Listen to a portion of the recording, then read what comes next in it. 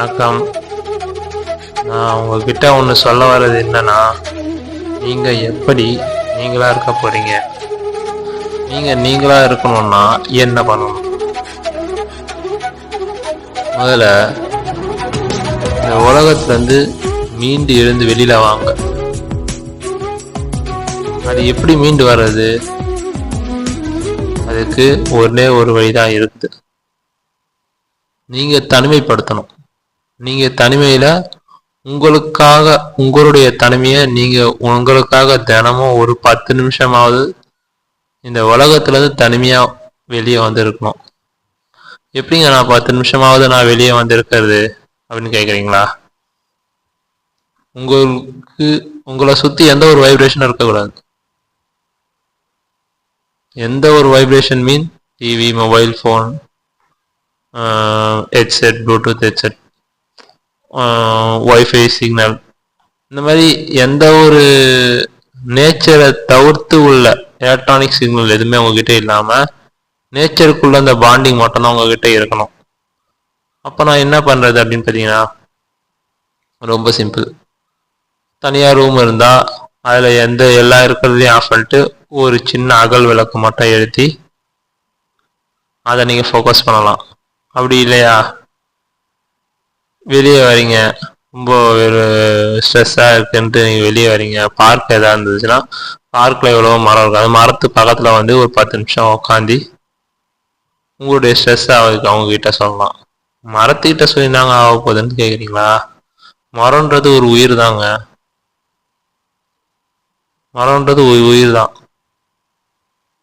அதுதான் நம்மளுக்கு சாப்பாடு எல்லாமே தர்றது.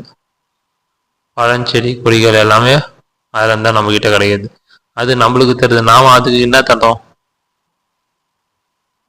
நம்மளால் தண்ணி ஊற்ற முடியலனாலும் பரவாயில்ல, பராமரிக்க முடியலனாலும் பரவாயில்ல, நம்மளோட ஃபீலிங்கை சொல்லக்கூடிய அதுக்கிட்ட அப்சர்விங் பவர் இருக்குது. நம்மளுக்கு காற்று தருது, இயற்கை காற்றை நம்மளுக்கு தருது. அதுக்கிட்ட பலன்கள் அதிகமாக இருக்குது. நம்மக்கிட்ட பலன்கள் என்ன இருக்குது? நம்மளோட கிட்ட பலன்கள் என்னன்னா, நாம நேச்சரோட பாண்டிங்கோட நம்ம கனெக்ட் ஆகி இருக்கணும்.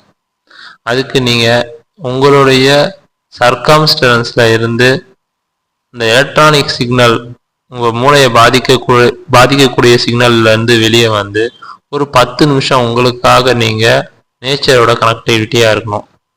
அப்படி இருந்தால் என்ன ஆகும்னா, உங்களுக்கு பல சிந்தனைகள் வரும். அந்த பல சிந்தனைகள்லேருந்து நீங்கள் மீண்டு வர்றதுக்கான ஒரு தெரிவு உங்களுக்கு கிடைக்கும். எந்த ஒரு பிரச்சனை உங்களுக்கு தேடி வந்தாலும் அதுலேருந்து நீங்கள் எப்படி மீண்டு போகலாம் அப்படின்ற தெரிவு உங்களுக்கு அந்த இயற்கை மூலமா உங்களுக்கு கிடைக்கும். இயற்கை, கடவுள் எல்லாமே ஒன்று தாங்க. அது ஒரு சக்தியாகலாம், ஒரு சோல், ஒரு எனர்ஜி, ஒரு பவர், என்ன வேணா சொல்லலாம், ஒரு ஆத்மா, எப்படி வேணா சொல்லலாம். அவங்க கிட்டேருந்து நம்மளுக்கு ஒரு பவர் நம்மளுக்கு கிடைக்கும். நம்ம கிட்ட இந்த பேட் வைப்ரேஷன் அதை எடுத்து அவங்களோட குட் வைப்ரேஷன், குட் காற்று, இயற்கை காற்று, நேச்சரான காற்று நம்ம அப்சர்வ் பண்ணுறது மூலயமா நம்மளோட புத்தி, பிரெயின் வேவ்ஸ் எல்லாம் கிளியர் ஆகி எந்த ஒரு ஃபோக்கஸுக்கான ஃபோக்கஸ் மட்டும் தான் தருவோம். ஃபோக்கஸ் பண்ணும்போது டிஸ்ட்ராக்ஷன் வந்தால் நம்ம டிஸ்ட்ராக்ஷன் ஆக மாட்டோம். ஏன்னா ஒரு லாங் ப்ரீத் எடுத்தீங்கன்னு வச்சாங்களேன், அந்த லாங் ப்ரீத்துக்கான உங்களுடைய நினப்பு அதில் இருந்துச்சுன்னா உங்களோட நேச்சரான ஆக்சிஜன் உள்ளே போய் உங்களோட நல்லா ஆக்சிஜன் உள்ளே போய் உங்கள் பிரெயினை புத்துணர்ச்சி கிடைக்கும்.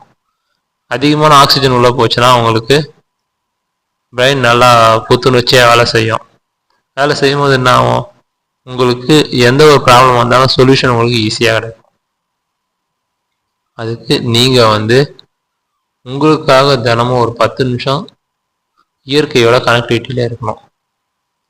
இயற்கையோட எங்கள் வீட்டு மரம்லாம் இல்லை, எதுவுமே இல்லை, நான் எப்படி கனெக்டிவிட்டியாக ஒரு ஃப்ளாட்டில் இருக்கேன், அப்பார்ட்மெண்ட்டில் இருக்கேன், எங்கெல்லாம் மரம் இல்லை, நான் வெளில தான் போனேன், என்னால் பண்ண முடியாதுன்னா ஒன்றும் இல்லை.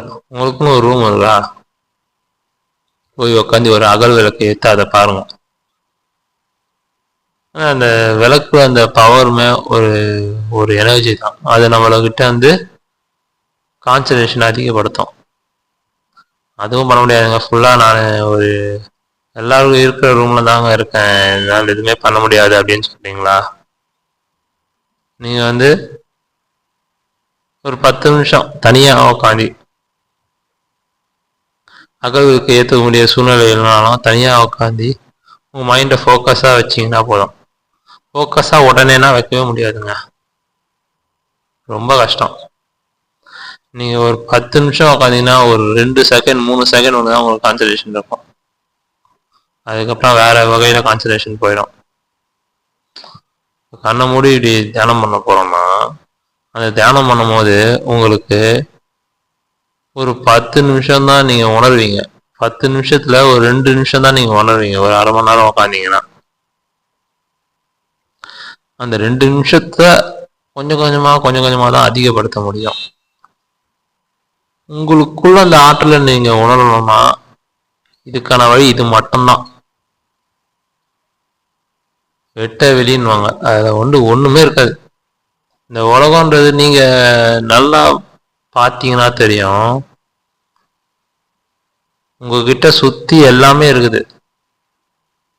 ஒரு 1 ஹவர் பவர் கட் பண்ணுறாங்க, உங்கள் ஃபோன்லேயும் சார்ஜ் இல்லை, உங்ககிட்ட பேசுறதுக்கும் யாரும் இல்லை அப்படின்னா அப்போ எதுவுமே இல்லைன்றதை நீங்கள் உணர்வீங்க.